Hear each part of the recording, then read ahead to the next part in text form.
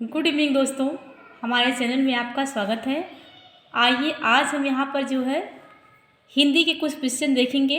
ये सीटेट का क्वेश्चन है और सीटेट में जो है 15 नंबर का क्वेश्चन तो आपको ऐसे ही दे दिया जाता है, जिसमें जो है गद्यांश और पद्यांश से दे दिए जाते हैं। यदि आप गद्यांश और पद्यांश को अच्छे से सॉल्व करना सीख लिए हैं तो 15 नंबर तो आपका यहीं से हो जाएगा।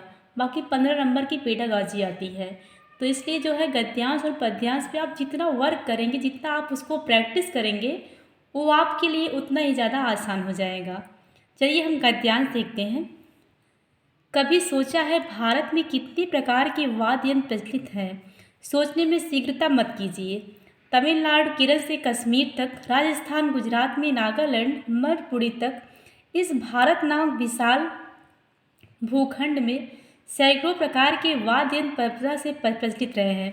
विशेषकर चमड़े से गढ़े वाद्य यंत्र तो सर्वाधिक हैं। बांसुरी जैसे फूंक कर बजाए जाने वाले भी कम नहीं हैं। ये तो तार वाले भी कुछ गज से बजाए जाते हैं और कुछ छोटी सी अंगूठी जैसे मिजराओं से। अब प्रश्न उठता है कि जिन्हें हम भारतीय वाद्य यंत्र कहते हैं, क्या वे भारत में ही जन्मे हैं या कहीं और से आए हैं? कहना कठिन है। जब भी हम किसी वाद्य यंत्र को बजते देखते सुनते हैं तो मन कहता है कि उसकी उत्पत्ति भारत में ही हुई हो। अनेक बाहर से भी आए हैं और यह भी सच है कि अनेक भारतीय वाद्य यंत्र यहीं से अन्य देशों में प्रचलित हुए हैं। सभ्यता और संस्कृति का इतिहास जानने का एक माध्यम वाद्य यंत्र आज भी प्रयुक्त हो रहे हैं। हमारी बीड़ा मिस्री, सुमेरी, जापानी, चीनी संस्कृति में भी विद्यमान रही है। गद्यांश सॉल्व करना हो आपको या तो पद्यांश में, मुझे लगता है कि उससे कम से कम अगर हम ज़्यादा नहीं 2 बार अच्छे से रीड कर लेते हैं, उसके बाद जब आंसर देते हैं तो हमारे लिए आंसर देना जो है काफ़ी इजी हो जाता है। चलिए देखते हैं। जिन्हें हम वाद्य यंत्र कहते हैं वे कहीं और से आए हैं। उनमें से कुछ भारत के और कुछ बाहर के हैं।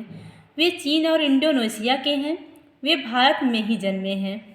यहाँ पे ऑप्शन बी सही हो जाएगा। उनमें से कुछ भारत के हैं और कुछ जो है बाहर से भी आए हुए हैं।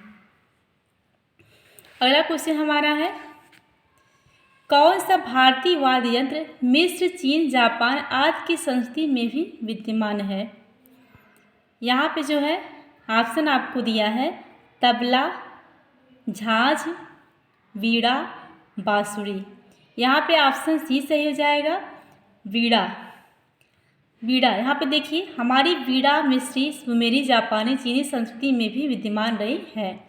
तो यहाँ पे ऑप्शन आपका सी सही हो जाएगा, वीणा।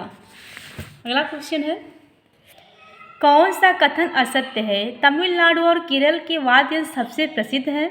कुछ वाद्य यंत्र गज से बजाए जाते हैं। प्राचीन भारतीय वाद्य यंत्र इंडोनेशिया में भी प्रयुक्त होते हैं। भारत में अनेक प्रकार के वाद्य यंत्र प्रचलित हैं।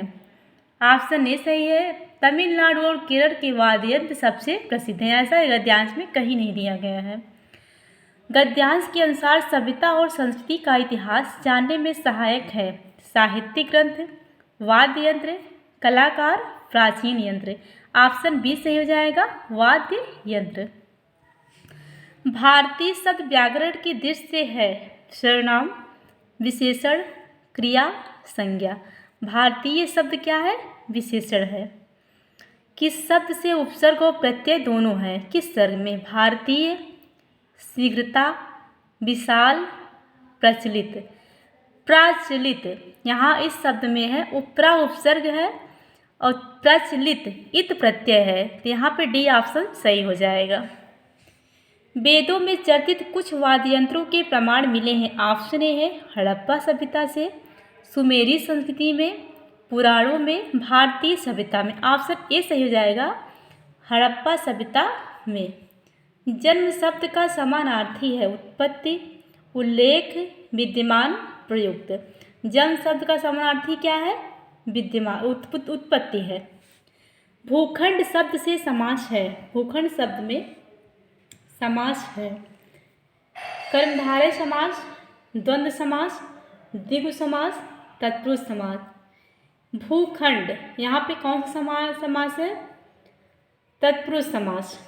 अगला क्वेश्चन है, पद्य, गद्य और नाटक हमारी संवेदना को ढाल प्रदान करने के साथ साथ हमारे जीवन के पहलू को समृद्ध करते हैं। भाषिक सौंदर्यात्मक, बी ऑप्शन है। भाषिक ज्ञानात्मक, सी ऑप्शन है। सांस्कृतिक साहित्यिक, डी ऑप्शन है सांस्कृतिक भौतिक। ऑप्शन सी सही हो जाएगा। पद्य, गद्य और नाटक हमारी सांस्कृतिक संवेदना को धार प्रदान करने के साथ साथ हमारे जीवन के साहित्यिक पहलू को भी समृद्ध करते हैं।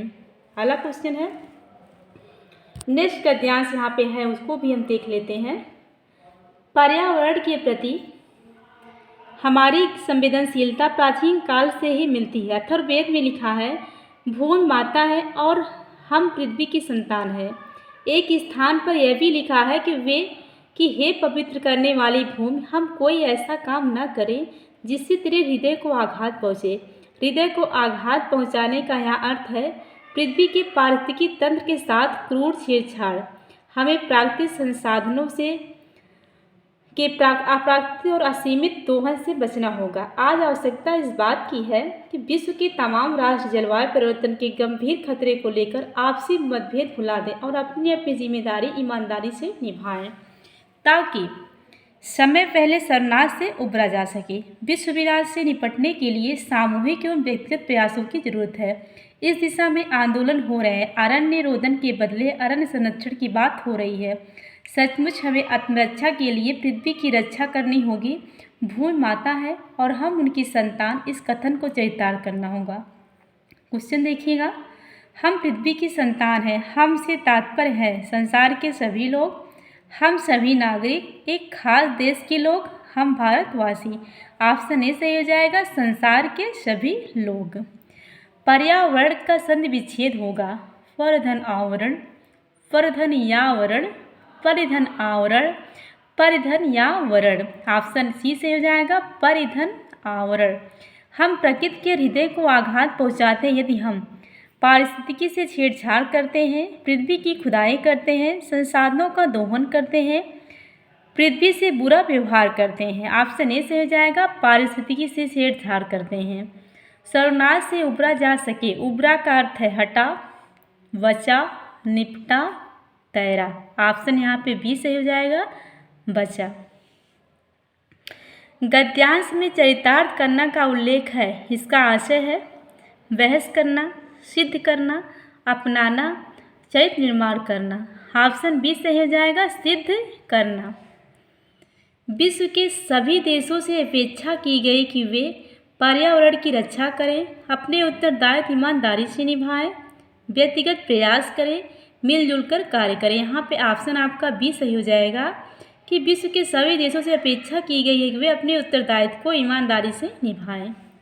अरण्य संरक्षण का अर्थ है वनों की रक्षा, प्रकृति की रक्षा, पर्यावरण की रक्षा, सभी की रक्षा।